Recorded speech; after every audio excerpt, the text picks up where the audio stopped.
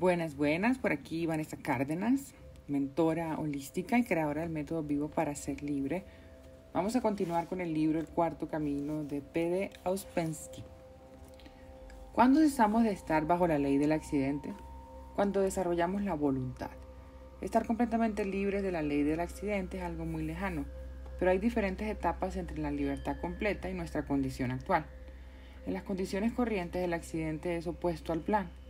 El hombre que en uno u otro caso actúa según un plan, en estas acciones escapa de la ley del accidente, pero las acciones conforme a un plan son imposibles en la vida corriente, excepto en condiciones en las que la combinación de acontecimientos accidentales posiblemente coincidan con el plan. Las razones de por qué es imposible cumplir un plan en la vida son primero de todo la ausencia de unidad y constancia en el hombre mismo, y las nuevas líneas que continuamente entran en la línea de acciones de hombres y la cruzan.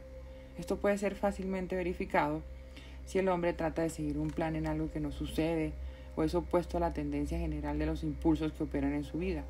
Por ejemplo, si el hombre trata de recordarse, de luchar con los hábitos, de observarse, verá que su plan no se cumple y el resultado es absolutamente diferente de lo que se propuso, o que todo se detiene por completo y hasta se desvanece el impulso inicial y la comprensión de la necesidad y la utilidad de estos intentos. Pero si continúa estudiándose, haciendo esfuerzos, trabajando, verá que su relación con la ley del accidente cambia gradualmente. Nuestro ser sujeto a la ley del accidente es un hecho claro que no puede cambiarse por completo. Tales como somos, estaremos siempre bajo cierta posibilidad de accidente. Empero, poco a poco podemos hacer menos posible los acontecimientos accidentales. La teoría de los accidentes es muy simple. Ocurren solo cuando el lugar está vacío. Si el lugar está ocupado, no ocurren. ¿Ocupado por qué? Por las acciones conscientes. Si usted no puede producir una acción consciente, al menos ésta deberá llenarse con acciones intencionales. De modo que cuando el trabajo y todo lo conectado con este se convierte de verdad en el centro de gravedad de la vida del hombre, este se libera prácticamente de la ley del accidente. ¿A qué llama usted centro de gravedad? La idea del centro de gravedad puede interpretarse de muchas maneras diferentes. Es un objetivo más o menos permanente, y el darse cuenta de la importancia relativa de las cosas en conexión con este objetivo. Esto significa la importancia que ciertos intereses se tornan más que todo lo demás. Uno adquiere una dirección permanente. No va un día en una dirección y otro día en otra. Uno va en una sola dirección y conoce la dirección. Cuanto más fuerte es su centro de gravedad, más libre está del accidente. Cuando usted cambia su dirección a cada momento, entonces a cada momento puede ocurrir algo nuevo y cada accidente puede hacerle girar en un sentido u otro. Pero si su actividad intencional, como por ejemplo el recuerdo de sí, se torna tan definida, tan intensa y tan continua como para no dejar lugar a los accidentes, estos serán menos probables que ocurran, porque los accidentes necesitan espacio y tiempo. De modo que tenemos que añadir más causas que producirán resultados y así excluiremos accidentes, porque cuanto más ocupado esté nuestro tiempo con el trabajo consciente, menos espacio quedará para los acontecimientos accidentales. Si uno no se identifica, si uno no se considera, si uno no tiene emociones negativas, ¿esto sería crear nuevas causas? Naturalmente, pero puesto que siempre nos identificamos, siempre consideramos y tenemos emociones negativas, no podemos experimentar eso. Debemos ver que incluso tener una emoción negativa menos sería una nueva causa. ¿Cómo es posible vivir bajo dos leyes diferentes como la del accidente y la de causa y efecto? No veo la contradicción. Causa y efecto en relación con las leyes bajo las cuales el hombre vive significan el resultado de nuestras propias acciones y accidente. Significa algo que a usted le ocurre sin relación con su acción. ¿Podemos dirigir y moldear la ley del accidente ahora o debemos esperar hasta que tengamos plena conciencia? No es cuestión de esperar. Si uno espera, nunca consigue nada. A cada momento uno debe hacer lo que puede. En el momento actual podemos moldear hasta cierto punto la ley del accidente tan solo moldeándolo. Cuanto más control tenemos sobre nosotros, más cambia la ley del accidente. Y como dije, después los accidentes pueden incluso desaparecer, aunque teóricamente la posibilidad siempre subsistirá. ¿Cómo creamos nuevas causas? ¿Esto significa hacer planes? No. Usted hace los mismos planes que hizo toda su vida y espera tener nuevas causas. Me agradaría saber cómo disminuir el efecto del accidente sobre el propio trabajo. Cuando hago un plan para el día, a menudo es estropeado por gente que llega inesperadamente. Deseche esos casos. Lo que es importante es la gente o los yoes que en nosotros entran y detienen nuestro trabajo. Por ejemplo, una emoción negativa entra y detiene el trabajo. Esto es lo que debemos impedir. El accidente no es necesario que sea siempre malo. Puede ser también un accidente feliz. Absolutamente cierto. Pero nuestro objetivo es librarnos del accidente y después de algún tiempo, si trabajamos, podemos librarnos tanto de los accidentes buenos como de los malos. Pregúntese si eso será mejor. Trate de entender cuánto esperamos de los accidentes buenos y cuán difícil sería la vida si tuviéramos que hacer todo o no ocurriese nada. ¿Se es libre en parte de la ley del accidente si uno está en una escuela? No, eso sería demasiado simple. Estar tan solo allí no cambia nada. Acabo de explicar que uno empieza a salir de debajo de la ley de accidente, se adquiere lo que llamamos un centro de gravedad, lo cual significa que el trabajo sobre uno mismo se torna especialmente importante, suficientemente importante para ocupar un gran lugar en la vida del hombre. Esto crea cierta clase de equilibrio y poco a poco prescinde del accidente. ¿Usted quiso decir que cuando estamos más conscientes no estamos más afectados por la ley del accidente? Además, el estar consciente no hace eso por sí mismo.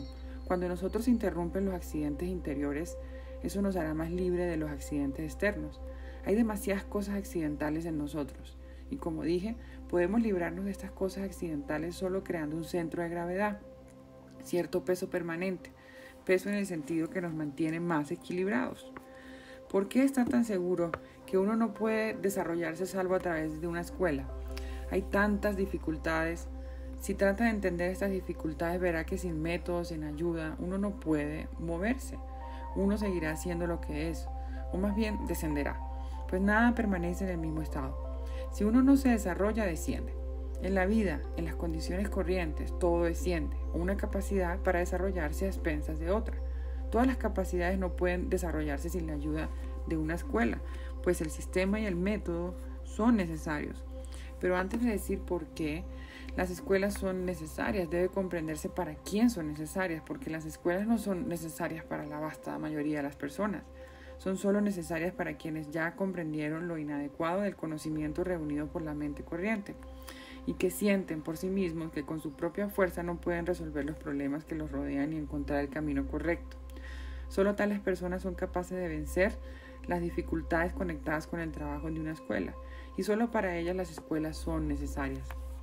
Y a fin de entender por qué las escuelas son necesarias, uno deberá comprender que el conocimiento que proviene de hombres de mente superior pueden transmitirse solo a una cantidad muy limitada de personas simultáneamente, y que es necesaria la observancia de toda una serie de condiciones definidas, sin lo cual el conocimiento no puede transmitirse correctamente. La existencia de estas condiciones y la imposibilidad de obrar sin ellas explica la necesidad de una organización.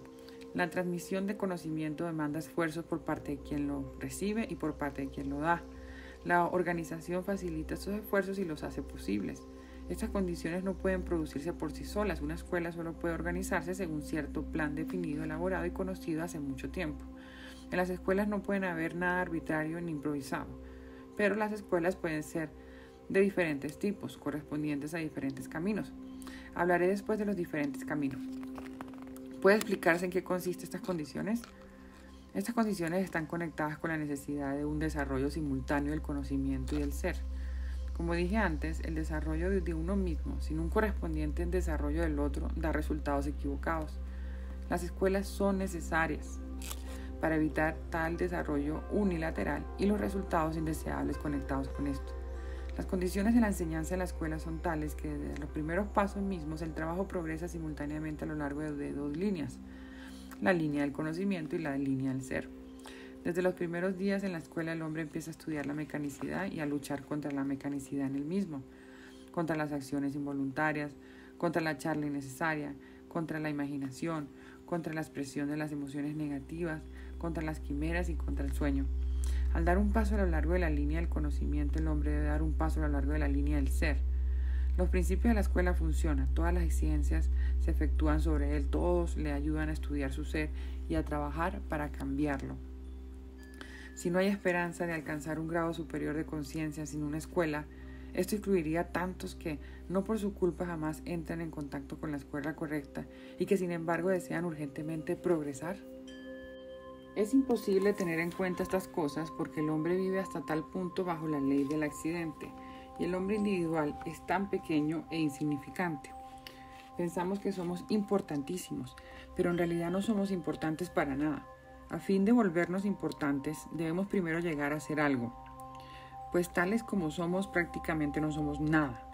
¿Quién podría interesarse por nuestro desarrollo excepto nosotros mismos?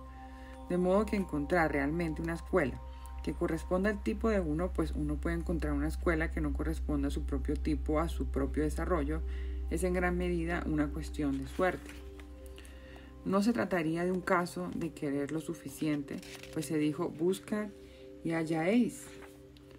Con excepción de circunstancias muy difíciles, en que el sentido y el destino, el accidente, la causa y el efecto marchan todos contra un hombre, si el hombre busca realmente puede encontrar.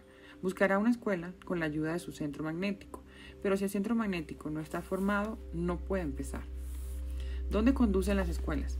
Esa es una pregunta interesante porque también responde a otras preguntas sobre las diferencias en los hombres.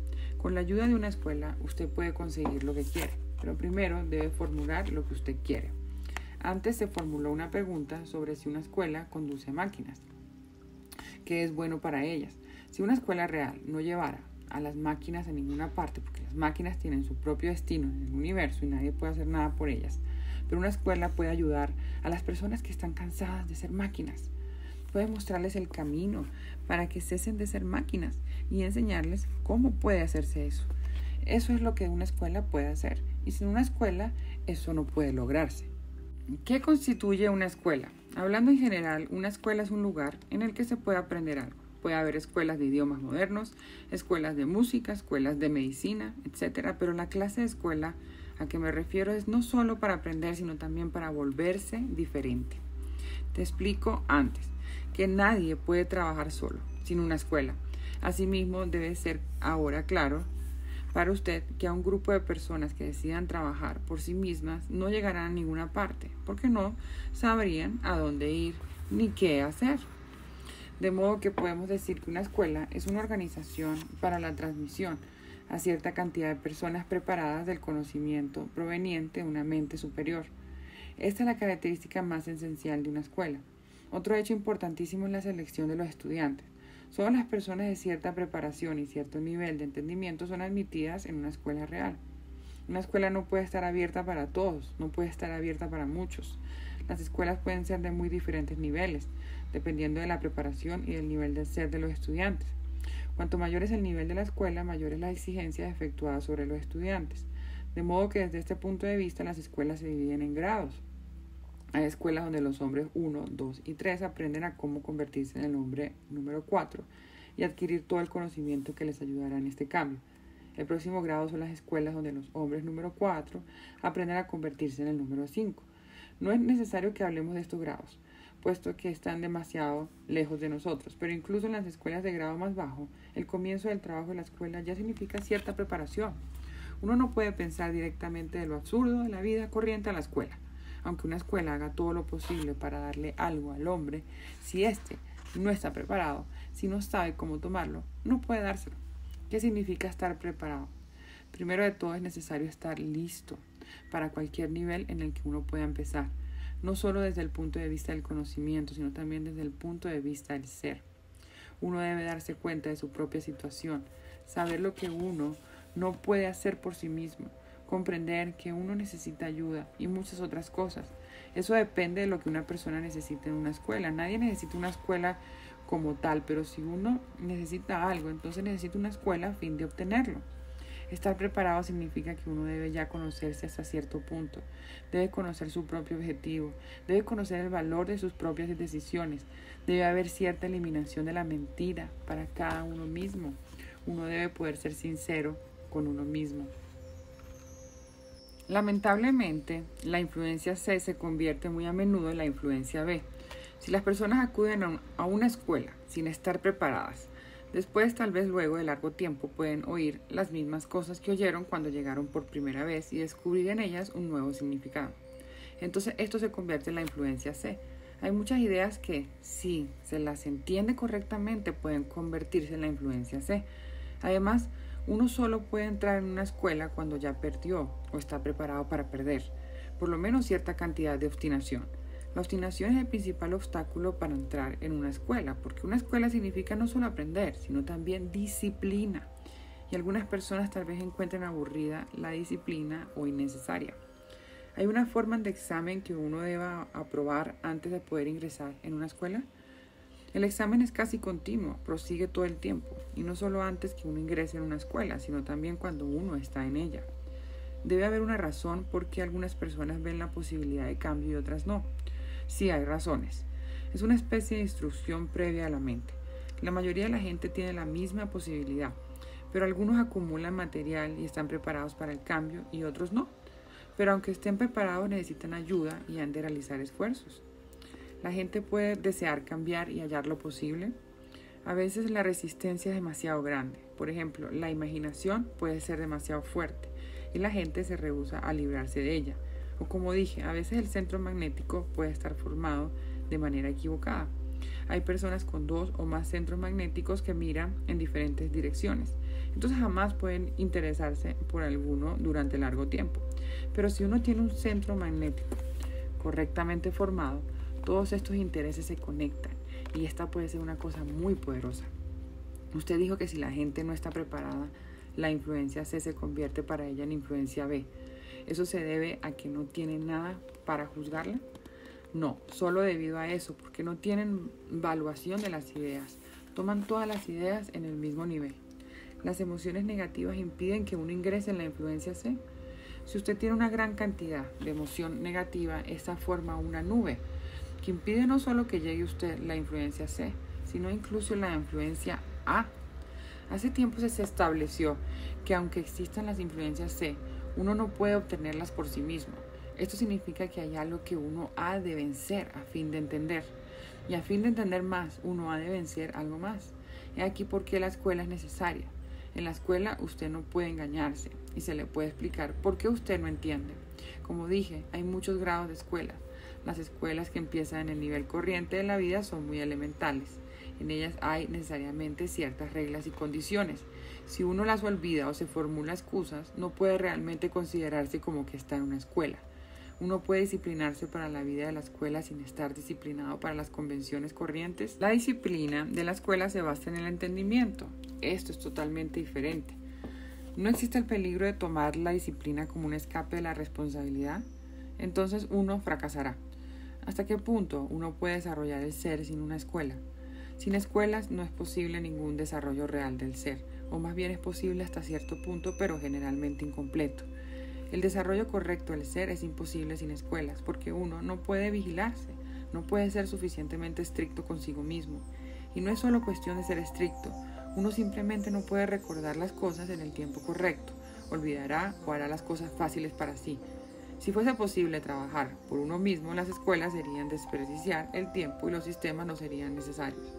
Pero, puesto que existen, eso significa que sin ellas es imposible. Uno no puede tener ningún plan, ningún sistema por uno mismo. ¿Cómo puede uno desarrollarse sin un plan o sistema? ¿Cómo puede hacerse algún trabajo? ¿Cómo puede uno obtener el conocimiento necesario, entender la propia posición, saber qué hacer? Uno no puede siquiera obtener el conocimiento preliminar con el cual empezar. ¿Las escuelas contienen necesariamente gente de conciencia superior?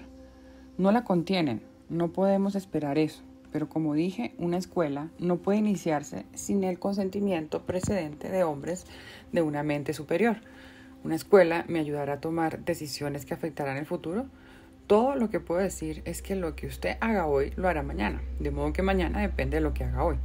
Usted puede cambiar el futuro ahora, eso es lo que debe entenderse. En la vida corriente usted no puede cambiar nada, pero cuando empieza a saber más, tiene más para poder cambiar. Las escuelas no son todas las mismas. Para una clase de gente es necesaria una clase de escuela, para otra clase de gente hay otra clase de escuela. No hay una escuela universal para todas las clases de gente. Esto nos trae el tema de los diferentes caminos. Pero antes de hablar de los caminos, es necesario comprender que hace miles de años la gente llegó a la idea de que el hombre puede cambiar, que puede adquirir algo que no obtuvo. Lo que podemos adquirir fue expresado de distintas maneras y encarado desde diferentes ángulos. Pero la idea general fue siempre la misma, que el hombre puede desarrollarse, que puede adquirir algo nuevo, de modo que se formaron 3 caminos correspondientes a la división del hombre. número 1, número 2 y número 3. El primer camino es el camino del fakir. Es un camino largo, difícil e incierto. El fakir trabaja sobre el cuerpo físico, sobre la conquista del dolor físico. El segundo camino es el camino del monje. Este camino es más corto, más seguro y más definido. Requiere ciertas condiciones, pero sobre todo requiere fe, porque si no hay fe, el hombre no puede ser un verdadero monje. El tercer camino es el camino del yogi, el camino del conocimiento y de la conciencia. Cuando hablamos de los tres caminos, hablamos de principios. En la vida actual, se los encuentra raras veces en forma pura, pues en su mayoría están mezclados. Pero si usted conoce el principio, cuando estudia las prácticas de la escuela, podrá separar qué práctica pertenece a cada camino. Cuando hablamos de los yogis, en realidad solo tratamos del Jnana Yoga o del Raja Yoga. El Jnana Yoga es el yoga del conocimiento, de un modo de pensar. Enseña a pensar en diferentes categorías, no en las categorías de espacio y tiempo y de causalidad. El Raja Yoga es el trabajo sobre el ser, sobre la conciencia. Aunque en muchos aspectos estos caminos son muy diferentes, lo característico de ellos es que el primer paso es el más difícil. Desde el primer momento mismo tiene usted que renunciar a todo y hacer lo que se le dice. Si conserva una sola cosa pequeña, no podrá seguir ninguno de estos caminos. De modo que, aunque los tres caminos son buenos, en muchos otros aspectos no son lo suficientemente elásticos. Por ejemplo, no se amoldan a nuestro actual modo de vida. El fakir es un exagerado, hombre número 1, con pesado predominio del centro instintivo motor. El monje es un exagerado, hombre número 2, con el centro emocional desarrollado y los otros subdesarrollados. El yogi es un exagerado, hombre número 3, con el centro intelectual desarrollado y los otros no suficientemente desarrollados.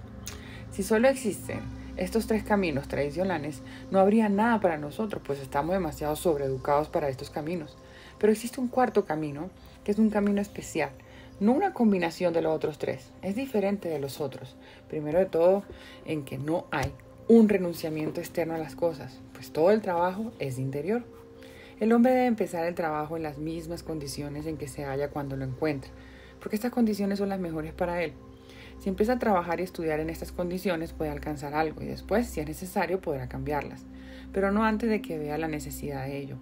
De modo que al principio uno continúa viviendo la misma vida que antes, en las mismas circunstancias que antes. En muchos aspectos este camino demuestra ser más difícil que los otros, pues no hay nada más difícil que cambiarse internamente sin cambiar externamente. Luego, en el cuarto camino, el primer principio en que el hombre no debe creer nada, debe aprender, de manera que la fe no entra en el cuarto camino. Uno no debe creer lo que oiga o lo que se le aconseje, debe encontrar las pruebas de todo. Si se convence que algo es cierto, entonces puede creerlo, pero no antes. Este es un breve esbozo de la diferencia entre los cuatro caminos. ¿Por qué es equivocado creer? La gente cree o no cree cuando es demasiado perezosa para pensar. Usted debe escoger, tiene que convencerse. Se lo digo, debe recordarse, pero sería un error que se recordase porque se lo dijeron. Primero debe comprender que no se recuerda y qué significa esto. Y luego, si realmente comprende que lo necesita y le agradaría recordarse, lo hará del modo correcto. Si simplemente lo hace copiando a alguien, lo hará del modo incorrecto. Debe comprender que lo está haciendo por usted mismo, no porque alguien se lo dijo. El cuarto camino es para algún tipo especial de hombre. Sí, si se le agrada, para un tipo de hombre que no puede seguir otros caminos. Insume más tiempo. Puede ser el más breve de todos, porque en él entra más conocimiento. El cuarto camino se llama a veces el camino del hombre astuto. El hombre astuto sabe de los tres caminos tradicionales, pero también sabe más de lo que ellos saben. Suponga que la gente en todos los caminos trabaja para obtener cierto estado necesario para un trabajo particular que tiene que realizar. El hombre astuto producirá este estado en el tiempo más breve que todos, pero debe saber cómo hacerlo. Debe conocer el secreto. ¿Cuál es el significado especial que se atribuye a los vocablos hombre astuto?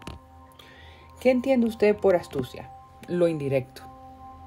Sí, muchas cosas no pueden obtenerse directamente. Esta idea es usada en muy gran medida en el Nuevo Testamento, solo que no se le da el nombre de astuto. Hay situaciones tan difíciles que no se puede ir directamente. Es necesario ser astuto. ¿Cualquiera puede ir por el cuarto camino? No, porque requiere entendimiento y esfuerzos. Uno debe estar preparado para realizar esfuerzos. ¿Cómo puede cualquiera decir si tomó para sí el camino correcto? Por los resultados. Usted encuentra un sistema y empieza a trabajar. Luego de un tiempo, usted verá poder decir qué obtuvo de él. No es muy difícil. Ciertamente en la mayoría de los casos esto parecerá al principio adquisiciones intelectuales, pues usted quiere nuevas ideas, nuevo conocimiento. Pero esto está tan ordenado que adquirir nuevas ideas en el sistema se conecta con cierto cambio en el entendimiento, en la atención, en la voluntad. Uno no puede obtener nuevas ideas de un modo correcto sin cierto cambio. Si los 4 caminos son caminos hacia el mismo objetivo, ¿cuál es el factor o la principal cualidad común en todos ellos? Lo que es similar en todos los caminos es la posibilidad de cambiar el ser. Si usted piensa en todo lo que lo constituye el ser, como el trabajo equivocado de los centros, la identificación, la consideración, las emociones negativas, la ausencia de unidad, entenderá que todo esto puede cambiarse en cada uno de los 4 caminos. En el camino del frágil, mediante la conquista del sufrimiento físico. En el camino del monje, mediante la creación de la emoción religiosa. En el camino del yogi, mediante la adquisición del conocimiento y el trabajo sobre la conciencia. Los caminos son los mismos, pero la gente es diferente. El hombre que puede ir por un camino no puede ir por otro. Hay 4 claras categorías de personas en nuestros tiempos, según las cuales se dividen los caminos. No quiero decir que siempre haya sido así, sino que ahora es definitivamente así. Esta división está conectada no tanto con la gente que es número 1, 2 o 3, como con que hay personas de un solo centro, personas de 2 centros, personas de 3 centros, personas de 4 centros. Esto significa personas en las que un centro está plenamente desarrollado, mientras los otros están sin desarrollar, o 2 centros desarrollados y los otros sin desarrollar, o 3 centros desarrollados y el cuarto subdesarrollado, o 4 centros desarrollados más o menos igual. Esto constituye la división en los 4 caminos. Este sistema en el 4 camino, esta es una formulación equivocada. Usted puede preguntarse, ¿este sistema pertenece al camino del fakir, al camino del monje o al camino del yogi? No, pero puede pertenecer al 4 camino. Usted no puede decir que este sistema es el 4 camino. El 4 camino es muy grande y este sistema es en comparación muy pequeño. Es solo en relación con las escuelas que el centro magnético opera. En el camino religioso es necesario un centro magnético diferente, un centro magnético que lo lleva a uno a una escuela yógica o a un monasterio. Es diferente del centro magnético que lo lleva a uno incluso hasta un grupo que posiblemente conduzca en la escuela del 4 camino. Con esa clase de centro magnético uno no podría trabajar aquí. La gente no tendría bastante iniciativa. En el camino religioso debe obedecer. En este camino la gente debe tener mentes más amplias, debe entender. En las escuelas yógicas y en el camino religioso, uno puede seguir largo tiempo sin entender, simplemente haciendo lo que se le dice. Aquí los resultados son proporcionales al entendimiento. El centro magnético de diferentes personas puede ser atraído por ideas diferentes. ¿El punto de partida está conectado con eso? Sí, pueden ser muy diferentes, pero en relación con este sistema debe haber cierta semejanza de los centros magnéticos, de modo que las personas puedan trabajar juntas. Porque en cierto periodo, clase y educación, las personas tienen más o menos el mismo material. ¿El 4 camino abarca los 3 caminos? No, esta es una descripción equivocada, porque el 4 camino no tiene muchas cosas que entran en los 3 primeros caminos y tiene muchas otras que no entran en los 3 caminos.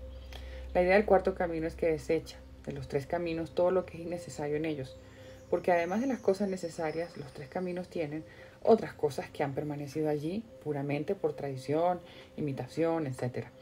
En el 4 camino, todos los lados que pueden desarrollarse se desarrollan al mismo tiempo, y esto lo torna diferente de los otros caminos en los que primero usted desarrolla un lado, y luego retrocede y desarrolla otro, luego retrocede otra vez y desarrolla un tercer lado. En el 4 camino, los 4 centros en total deben estar más o menos vivos, en la superficie, abiertos para recibir las impresiones. De otro modo, es necesario un largo trabajo preliminar para abrirlos antes que uno pueda empezar. El 4 camino no es realmente con creces el más difícil debido a la continua elección acarreada bajo condiciones de máxima distracción externas. Eso depende de lo que usted llame muy difícil. Los otros 3 caminos necesitan grandísima decisión precisamente al comienzo, cuando usted realmente no sabe nada. Tiene que renunciar a todo absolutamente. Si puede hacer eso y si tiene otras cualidades que son necesarias, usted puede ir por el camino del monje o el camino del yogi, si puede encontrar una escuela de monjes o de yogis. Pero si no conoce tales escuelas y si descubre que uno no puede renunciar siquiera a las cosas pequeñas, entonces ciertamente ese es el único camino posible para usted. No es cuestión de más o menos difícil, es cuestión de qué es muy posible. Entonces, si piensa, descubrirá que hay solo un camino que es posible. En las escuelas del 4 camino hay algo igual al estado de oración, y de ser así, ¿este llega con el recuerdo de sí? Sí, en todos los caminos uno ha de atravesar las mismas experiencias, solo que en un orden diferente.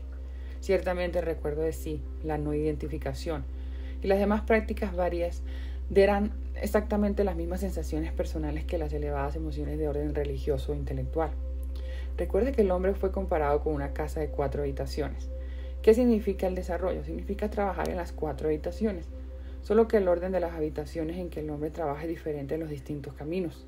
En el cuarto camino el trabajo se realiza en las 4 habitaciones en total a la vez. ¿Esta organización es una escuela? Esta es una pregunta interesante. ¿Podemos llamarnos escuela? Hasta cierto punto podemos, porque adquirimos cierto conocimiento. Y al mismo tiempo aprendemos cómo cambiar nuestro ser. Pero debo decir en relación con esto, que al comienzo de nuestro trabajo en San Petersburgo, en 1916, se nos hizo entender que una escuela, en el sentido pleno del término, debe consistir en 2 grados, esto es, debe tener 2 niveles en ella, un nivel en el que los hombres número 1, 2 y 3 aprenden a convertirse en el número 4, y el otro nivel en que los hombres número 4 aprenden a convertirse en el número 5. Si una escuela tiene 2 niveles, tiene más posibilidades porque una doble organización de esta índole puede dar mayor variedad de experiencia y realizar el trabajo con mayor rapidez y seguridad. De modo que, aunque en cierto sentido podemos llamarnos una escuela, es mejor usar ese término para una organización más grande. Por lo que usted dijo, entendí que esto no es exactamente una escuela. Para algunas personas puede ser una escuela, para otras no, siempre ocurre algo así. No puede ser definido ni puede ser lo mismo para todos. Si todavía no está preparada para que se le llame escuela, ¿qué puede hacer que lo sea? Solo el trabajo de sus miembros sobre su propio ser, la comprensión de los principios del trabajo de la escuela y cierta clase bien definida de disciplina. Si queremos crear una escuela porque hemos llegado a la conclusión de que no podemos cambiar por nosotros mismos sin ella, debemos formar parte en la construcción de la escuela. Ese es el método del cuarto camino. En el camino religioso ya existen escuelas, pero aquí si queremos una escuela debemos tomar parte en la construcción de ella, pero primero debemos aprender. Cuando usted sepa bastante, sabrá qué hacer. Usted dijo que cómo escapar se puede aprender solo de aquellos que escaparon antes. Totalmente cierto. En la alegoría de la prisión, y esto significa que una escuela solo puede comenzar de otra escuela, este sistema solo puede tener valor si proviene de una mente superior. Si tenemos razón para creer que solo proviene de una mente corriente como la nuestra, no puede tener valor y nada podemos esperar de él. Entonces es mejor que se siente y escriba su propio sistema. En una escuela sería posible para todos regresar al número 4, 5 y solo para unos pocos. En el principio no hay limitación, pero debe entender que hay una enorme diferencia entre el nombre 4 y 5. El hombre 4 es un hombre que adquirió un centro permanente de gravedad, pero en todo lo demás es un hombre corriente. El nombre 5 es muy diferente y ya tiene unidad, un yo permanente. El tercer estado de conciencia. Esto significa que está despierto, que puede recordarse siempre que lo necesite, y en él trabaja el centro emocional superior que le da muchos nuevos poderes. ¿Es peor no poder seguir con el sistema que no haber empezado? Si usted empezó, nadie puede detenerle, salvo usted mismo. ¿Cómo puede conciliarse eso con lo que usted dijo sobre que en esto no hay garantía? Eso depende de su trabajo. ¿Cómo puedo garantizar su trabajo? Lo que podemos obtener depende de nuestros propios esfuerzos, y uno debe trabajar por propio riesgo. Pero luego de un tiempo empieza a ver, obtuve esto que antes no tenía y obtuve aquello que antes no tenía. Así poco a poco uno puede estar más seguro. ¿Qué estudia una escuela? Estudia las posibilidades de desarrollo de las cualidades interiores del hombre. Empieza con la idea de que no todas las cualidades pueden desarrollarse igual. A fin de que ciertas cualidades se desarrollen, otras cualidades han de refrenarse y algunas otras tienen que irse. Suponga que usted tiene 100 cualidades. De estas suponga que 30 pueden desarrollarse y 70 no pueden. Entonces usted tiene que refrenar aquellas 70 a fin de que pueda desarrollarse las 30. Y en las escuelas tienen cierto conocimiento sobre cuáles cualidades pueden y cuáles no pueden desarrollarse, qué condiciones son buenas, cómo refrenar ciertas cualidades, cómo desarrollar otras. Las diferentes escuelas enseñan de distintas maneras. Por ejemplo, esta clase de escuela dice simplemente, desarrolla solo la conciencia y todo lo demás te será dado por añadidura. Y para eso uno deberá luchar con las emociones negativas, la mentira, la identificación, la consideración, la imaginación. Usted dijo que debemos verificarlo todo, pero si solo podemos saber lo que nosotros mismos hemos experimentado, ¿esto no nos limita a un mundo muy pequeño? No solo sabemos lo que nosotros experimentamos, sabemos lo que los demás han experimentado. La idea total de la escuela es estudiar sobre la base de la experiencia de otras personas. No personas como nosotros somos, sino personas de mente superior. De otro modo no puede haber escuela. Si una escuela se limita solo a lo que nosotros conocemos, entonces no hay escuela. ¿No es la creencia de que existe algo más allá de lo que conocemos lo que nos hace buscarlo? Hay muchas cosas más allá. Solo que debemos entender que nuestra posibilidad de saber realmente, es muy limitada en la condición actual. Podemos formular problemas, podemos construir teorías, pero no podemos hallar respuestas para ellos o podemos hallar respuestas meramente teóricas, de modo que una respuesta es tan buena como otra. Pero podemos esperar, y esperamos que si cambiamos nuestro estado de conciencia y perfeccionamos nuestra máquina interior, tal vez sepamos más. La escuela significa iniciación de sí. ¿Qué significa iniciación de sí? Son todas palabras. ¿Qué significa ser iniciado en el idioma chino? Significaría aprender lo que le enseñan a uno. Usted no puede ser iniciado en chino por imposición de manos. La iniciación es trabajo. Dos personas pueden estar en la misma escuela y para una será una escuela de un nivel y para otra una escuela de otro nivel y para una tercera puede no ser una escuela. Depende de cuán profundamente esté uno en ella. La escuela más elevada puede estar en un nivel muy bajo y esa misma escuela puede estar en niveles diferentes dependiendo de la gente que esté en ella. Esto requiere trabajo y recordar el objetivo. Si las escuelas son tan importantes, ¿por qué no tienen más influencia en el mundo? Las escuelas solo pueden actuar a través de las personas que están interesadas en ella. Nada pueden hacer si están rodeadas por personas indiferentes. La posibilidad de que las escuelas influyan sobre la vida está condicionada por la actitud general hacia ellas. A fin de tener influencia, las escuelas deben tener personas que estén interesadas y que obedezcan. Pero esto debe venir desde abajo, no puede producirlo las escuelas. Las escuelas pueden arrojar en el mundo las influencias B, pero si las personas no se interesan por aquellas, las escuelas nada pueden hacer, no pueden usar la violencia. Una escuela puede perder al dar su conocimiento. Una escuela puede perder de muchas maneras diferentes. Llegaremos después a esta cuestión. Esto depende de a quién dé. Si da en general y no recibe nada, ciertamente perderá. Si uno tiene dinero y lo empieza a dar a todos, lo merezcan o no, con seguridad perderá su propio dinero. Dijo usted que si queremos una escuela, debemos formar parte en su construcción. ¿Cómo podemos hacer eso? Usted debe recordar que el nivel de la escuela depende del nivel del ser de las personas que la constituyen. Si no hay bastantes personas con centro magnético, no puede haber escuela. Pero no es solo asistir a las prácticas y aceptar lo que se oye, lo que muestra la presencia de un centro magnético. La difusión de las ideas y del lenguaje de la escuela entre la gente sería de alguna ayuda desde el punto de vista de la escuela. Las ideas no pueden difundirse en la forma correcta, es importante entender eso. Sería muy bueno si uno pudiese hacerse, pero no se puede. Quedarían las palabras, pero las ideas mismas serían diferentes. Si bastase difundirlas, ¿por qué son necesarias las escuelas? El lenguaje se difundirá, tal vez incluso en nuestra vida, pero las ideas entrarán en la circulación general de forma equivocada. Por ejemplo, no habría distinción entre hacer y ocurrir. Hablamos de escuelas y niveles diferentes. ¿No es más bien una confusión? ¿Qué significan los niveles superiores? ¿Por qué encuentra confusa la idea de los niveles superiores? Por ejemplo, tomar esta idea de los niveles muy simplemente en relación con nosotros mismos. Usando todas nuestras capacidades mentales podemos pensar solo hasta cierto nivel. Pero si pudiéramos usar los centros superiores, por ejemplo el centro emocional superior, que ya necesita un recuerdo de sí más o menos completo, entonces ciertamente sobre el mismo tema podríamos pensar de modo muy diferente y descubrir muchas más conexiones en las cosas que ahora no advertimos. Eso muestra diferentes niveles de pensamiento y a veces realmente tenemos vislumbre de un nivel superior de pensamiento, de modo que poseemos algún material para la observación y porque incluso ahora podemos pensar de modo diferente sobre el mismo tema. Y en cuanto a los diferentes niveles de personas, nos encontramos con los resultados de trabajo de personas obviamente pertenecientes a los planos superiores. No podemos decir que una experiencia de la vida corriente se limita a los resultados del trabajo de la gente como nosotros. Tome el Nuevo Testamento. Y hay también obras de arte, escritos esotéricos, literatura cristiana, que evidentemente no pueden pertenecer a la gente corriente. La existencia de personas de desarrollo superior no es imaginación, no es hipótesis, sino un hecho real. De modo que no entiendo de qué modo esto es confuso. No veo cómo uno puede pensar sin reconocer este hecho. Es un hecho claro que las personas no solo existen en el nivel en el que estamos, sino que pueden existir en diferentes niveles. Desde este punto de vista, la humanidad puede ser considerada como dividida en 4 círculos concéntricos. Los 3 círculos interiores se llaman esotérico, mesotérico y esotérico. El cuarto es el círculo exterior en el que viven los hombres 1, 2 y 3. Las escuelas actúan como puertas a través de las cuales el hombre número 4, que está entre el círculo exterior y el círculo esotérico, puede pasar. El hombre número 5 pertenece al círculo esotérico, el hombre número 6 al círculo mesotérico, el hombre número 7 al círculo esotérico o más interior. El círculo exterior es llamado también el círculo de la confusión de las lenguas, pues en este círculo las personas no se entienden entre sí. El entendimiento solo es posible en los círculos interiores. Todo esto significa que hay grados. El hombre que vive en el círculo exterior está bajo la ley del accidente, o si tiene una escuela fuertemente expresada, su vida está más gobernada por las leyes de su tipo, las leyes del destino. Pero cuando un hombre empieza a trabajar hacia la conciencia, ya tiene dirección.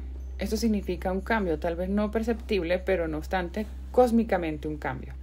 Solo el esfuerzo individual puede ayudar al hombre para que pase del círculo exterior dentro del círculo esotérico. Lo que se refiere a un hombre en el círculo exterior no se refiere a un hombre que empieza a trabajar.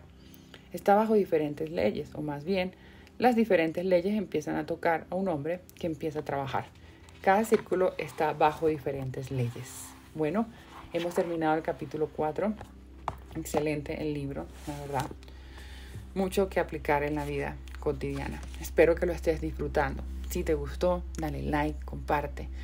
Sígueme para más y atentos a los siguientes videos que posteo en mi canal de YouTube. Por aquí Vanessa Cárdenas, mentora holística y escritora, creadora del método Vivo para Ser Libre.